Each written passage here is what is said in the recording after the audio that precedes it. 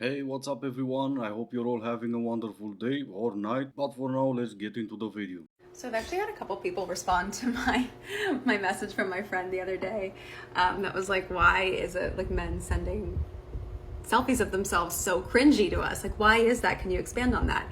Happily. First and foremost, men are more visually stimulated than women. So when they send us a photo, it's because they think that it's going to stimulate us the same way that it stimulates them, and it just doesn't. Women are more intellectually stimulated, so when a man sends something like that, it does feel kind of feminine, kind of this like look at me energy. It's not sexy.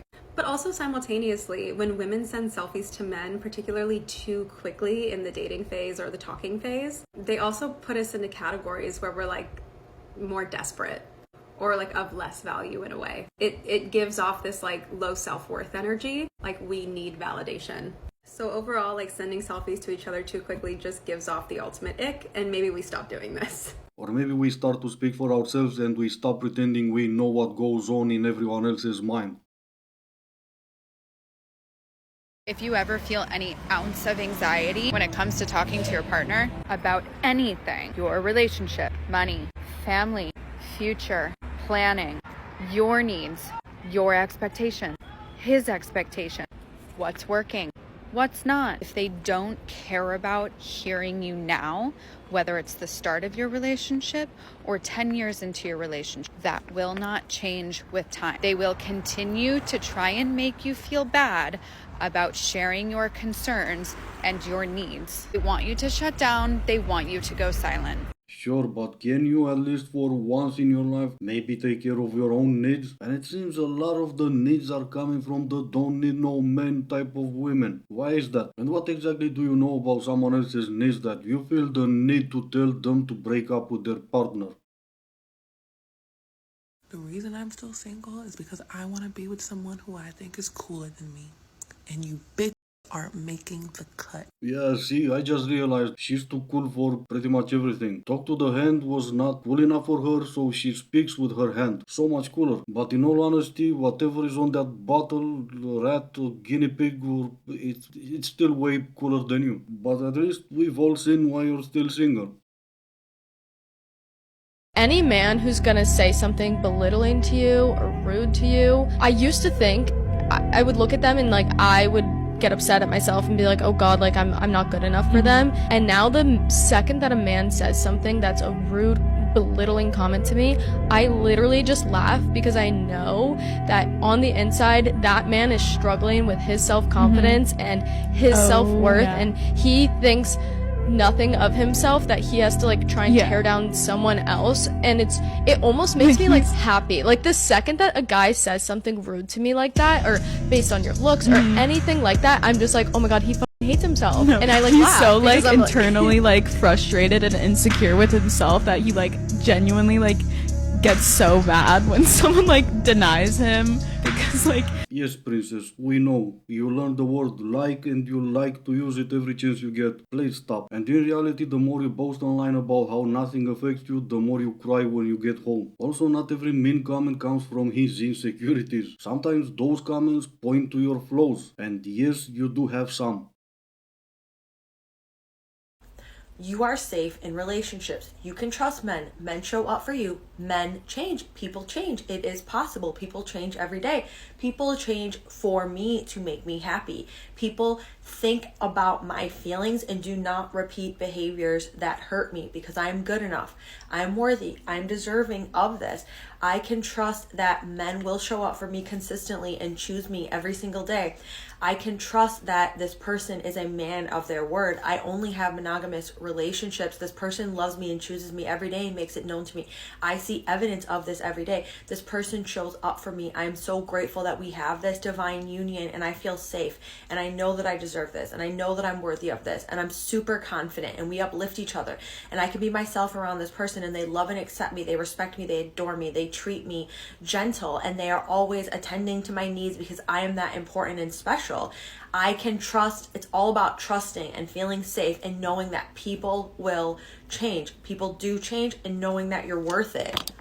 Yes, he will change because you can fix him. Why even try to change the cheater when, at least for me, it would be way easier to get with someone who's not gonna cheat on you? And for my lady viewers, if there is any, before you start listening to these lunatics like this one, have her show you her man. It would be that easy to convince you that with this type of affirmation rant, you're not gonna get a man. I don't often get lost for words, but ladies, 97,000. Are we dating the same guy? This group is mad crazy. There is 97,000 people asking, are we dating the same guy? If you are having to ask yourself, do you think your man is going elsewhere with other people? Then he's not for you. He is for the streets. You should not be in a relationship, situationship, whatever it is, doubting your man. If you are doubting your man, you are doubting your relationship, you need to get it gone. You're not going to change him. Don't try and change him. Change your man. 97,000 people. This is madness. I can imagine there's a lot of men sweating right about now. Yeah, I could give a but now I'm lost. The lunatic from earlier said she can change him and you say it's not possible. Maybe it's possible, but you're not manifesting hard enough. And by the way, if you doubt your man, don't get into a relationship with him. And if you're in a situationship, why bother? That will never turn into a relationship and it will only last until one of you gets bored. I'm gonna seduce your husband. Okay. I'm gonna seduce your husband.